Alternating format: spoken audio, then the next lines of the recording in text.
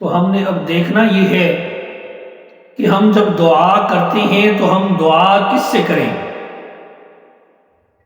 آخر کسی سے تو دعا کرنی ہے، مانگنا تو ہے، تو وہ دعا کرنے کے لائق، وہ مانگنے کے، جو عطا کرنے والا ہو وہ مانگنے کے لائق، وہ کون سی ایسی ہستی ہے کہ جس سے دعا کی جائے؟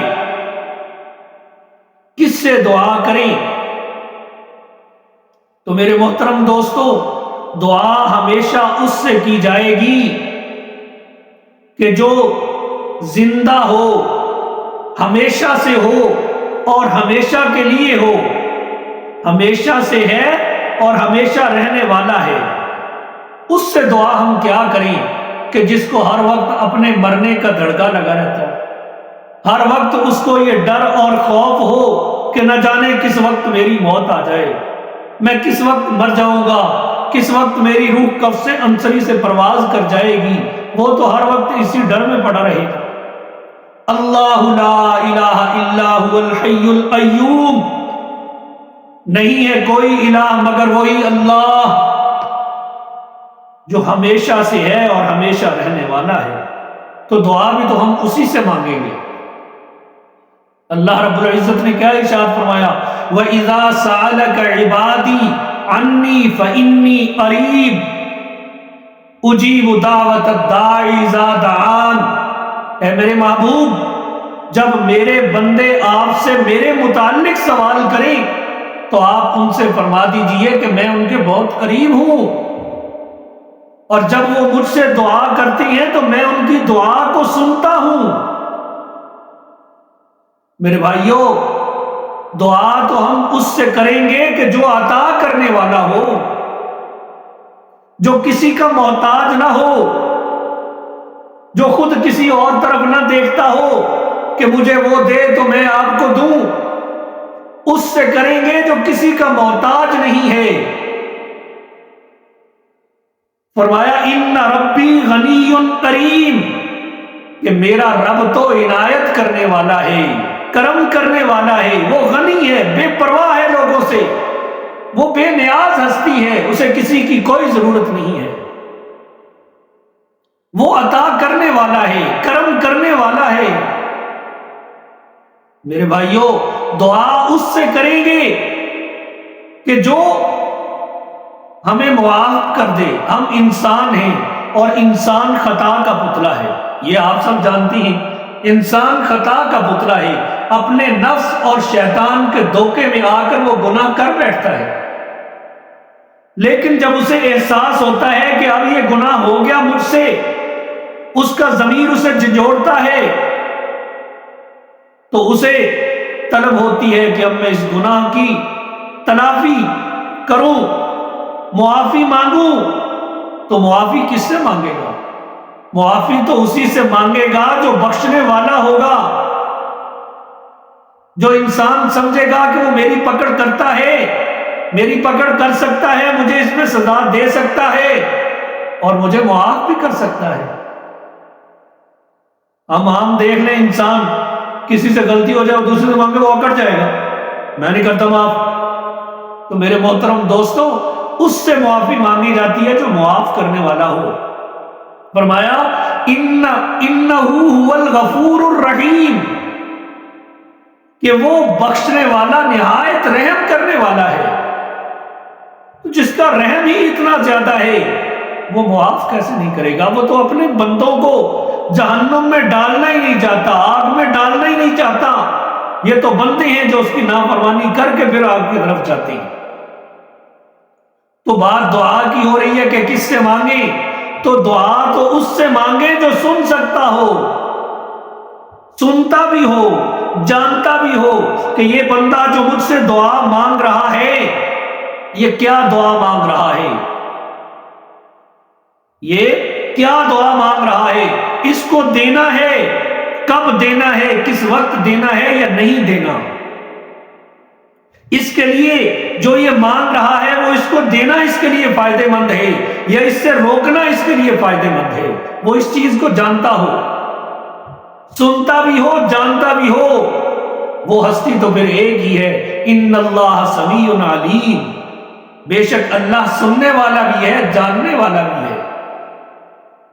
اب جب ہم نے دعا کرنی ہے تو اس دعا کے کچھ آداب بھی تو ہوں گے۔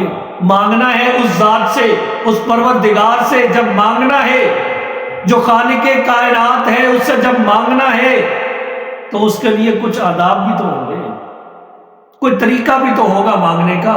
ہم عام کسی افسر کے پاس چلے جائیں تو اس کے سامنے بھی بڑے ادب کے ساتھ کھڑے ہو کے مانگتے ہیں، تو وہ تو پھر بادشاہوں کا بادشاہ ہے، اس سے جب مانگنا ہے تو کیسے مانگنا ہے؟ میرے محترم دوستو، اللہ تعالی کی بارگاہ میں جب انسان دعا کے لیے ہاتھ اٹھائے تو اسے چاہیے کہ اس وقت دل کو اللہ کریم کی رحمت اور محبت کی طرف متوجہ کرنے کی پوری کوشش کرے، دل کو غفلت اور لاپرواہی سے پاک کرے، کیونکہ لاپرواہ اور غافل دل کی دعا قبول نہیں ہوتی۔ دعا کے آداب میں سے ہے وَمِنْ أَدَبِ الدُّعَاءِ تَقْدِيمَ الثَّنَاءِ عَلَى اللَّهِ وَالتَّوَسُّلُ بِنَبِيِّ اللَّهِ لِيُسْتَجَابَ، کہ دعا کا مستحب طریقہ کیا ہے کہ اللہ تعالیٰ کی تعریف کی جائے، سب سے پہلے اللہ تعالیٰ کی تعریف کی جائے، پھر حضور صلی اللہ علیہ وسلم کے وسیلہ کو مقدم کیا جائے تاکہ دعا کو شرف قبولیت حاصل ہو۔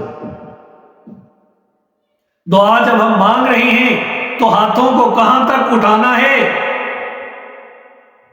حضرت ابن عباس رضی اللہ تعالی عنہما سے روایت ہے، قال المسألة ان ترفع یدیک حذو منکبیک، حضرت عبداللہ ابن عباس سے روایت ہے کہ اللہ تعالیٰ سے دعا مانگتے وقت اپنے ہاتھوں کو کندھوں کے برابر اٹھائیں، والابتحال ان تمد یدیک جمیعا، اور دعا کے وقت جب آپ دعا مانگ رہے ہیں تو دعا کے وقت انتہائی عاجزی سے دونوں ہاتھوں کو پھیلائیں۔ اب دونوں ہاتھوں کو پھیلانے کا کیا مطلب ہے؟ اب یہ نہیں ہے کہ ہم کہاں چلو بھائی دیکھا جائے گا، اتنے پھیلائیں کہ جس سے انسان مہذب لگے، تمیز کے دائرے میں رہتے ہوئے، ادب کے دائرے میں رہتے ہوئے آپ اتنے ہاتھ پھیلائیں اور اللہ رب العزت سے مانگیں۔ جب مانگے تو اپنے دل کو لاپرواہی کے ساتھ مت رکھیں، دل غافل مت ہو، انسان کسی وقت بھی غافل نہ ہو اپنے رب سے۔ ایک آن برحمان سے غافل نہ رہو تم، شاید کہ توجہ کرے، شاید کہ توجہ کرے اور سوئے رہو تم، تو اپنے دل کو اللہ رب العزت کی ذات سے غافل نہیں کرنا۔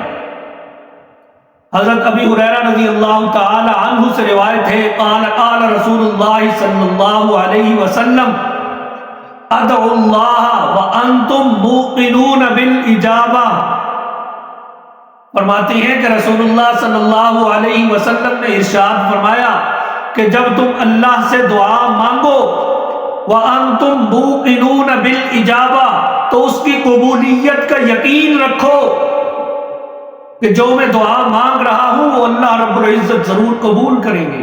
وَاعْلَمُوا أَنَّ اللَّهَ لَا يَسْتَجِيبُ دُعَاءً مِّن قَلْبٍ غَافِلٍ لَاهٍ، فرمایا جان لو ایسی دعا اللہ رب العزت قبول نہیں فرماتے جو لاپرواہ دل سے، غافل دل سے مانگی گئی ہو۔ تو میرے محترم دوستو، جب اللہ رب العزت سے مانگے تو اپنے دل کو غافل مت کریں، توجہ کے ساتھ، انہماک کے ساتھ، آہوزاری کے ساتھ اللہ رب العزت سے مانگے۔ ہم دعا مانگتے ہیں اس میں لاپرواہی بہت دکھاتے ہیں، ہماری دعا میں لاپرواہی بہت زیادہ ہوتی ہے۔ ہم دعا مانگ رہے ہیں، ہاتھوں کو ایسے کر رہے ہیں، یہ ہماری دعا ہو رہی ہے، کبھی ہم یہ کر رہے ہیں، کبھی یہ کر رہے ہیں، یہ ایسے ہو رہا ہے۔ دعا مانگ رہے ہیں، دیکھ ادھر رہے ہیں، کبھی ادھر کبھی ادھر، ایسے دیکھ رہے ہیں ہم۔ میرے محترم دوستو، ان غلطیوں کو چھوڑیں، جب بھی دعا مانگے اس یقین کے ساتھ کہ میری دعا اللہ رب العزت قبول فرمائیں گے، بلکہ قبول ہو چکی، اور اللہ رب العزت کی طرف اپنے دل کو متوجہ کر کے مانگے، اور جب بھی دعا مانگے تو اس دعا کے آخر میں آمین ضرور کہیں۔ حضرت ابو زہیر نمیری رضی اللہ تعالی عنہ سے روایت ہے، فرماتی ہیں کہ ہم ایک مرتبہ رسول اللہ صلی اللہ علیہ وسلم کے ہمراہ چلتے ہوئے ہمیں راستے میں ایک آدمی دیکھا ہم نے کہ وہ نہایت الہا و زاری کے ساتھ رو کر گڑ گڑا کر اللہ رب العزت سے دعا مانگ رہا ہے۔ جب حضور علیہ السلام نے مجھ کو دیکھا تو ہمیں ہاتھ سے رکنے کا اشارہ کیا اور اس کی دعا سننے لگے۔ وہ انتہائی عاجزی کے ساتھ رو کر گڑ گڑا کر اپنے اللہ سے دعا مانگ رہا تھا۔ تو فرمایا پاک پیغمبر صلی اللہ علیہ وسلم نے کہ اگر اس آدمی نے اپنے دعا کا اختتام اچھا کیا تو اس کی دعا اللہ رب العزت ضرور قبول فرمائیں گے۔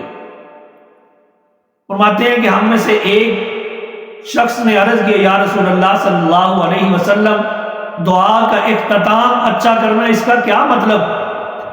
تو آپ علیہ السلام نے ارشاد فرمایا آمین، یعنی اس نے اپنے دعا کی اختتام آمین کے ساتھ کیا تو اللہ رب العزت اس کی دعا ضرور قبول فرمائیں گے۔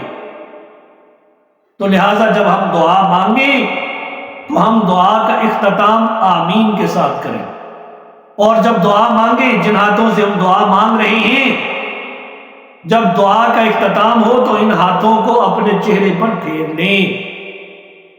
حضرت عمر رضی اللہ تعالی عنہ سے روایت ہے ان رسول اللہ صلی اللہ علیہ وسلم کان اذا مد یدیہ فی الدعاء، کہ حضور صلی اللہ علیہ وسلم جب دعا کے لیے اپنے ہاتھ پھیلاتے لم یردہما حتی یمسح بہما وجہہ، تو اس وقت تک اپنے ہاتھ نیچے نہیں کرتے، یا ہاتھ نیچے کرنے سے پہلے آپ اپنے ہاتھ اپنے چہرہ مبارک پر پھیر لیا کرتے تھے۔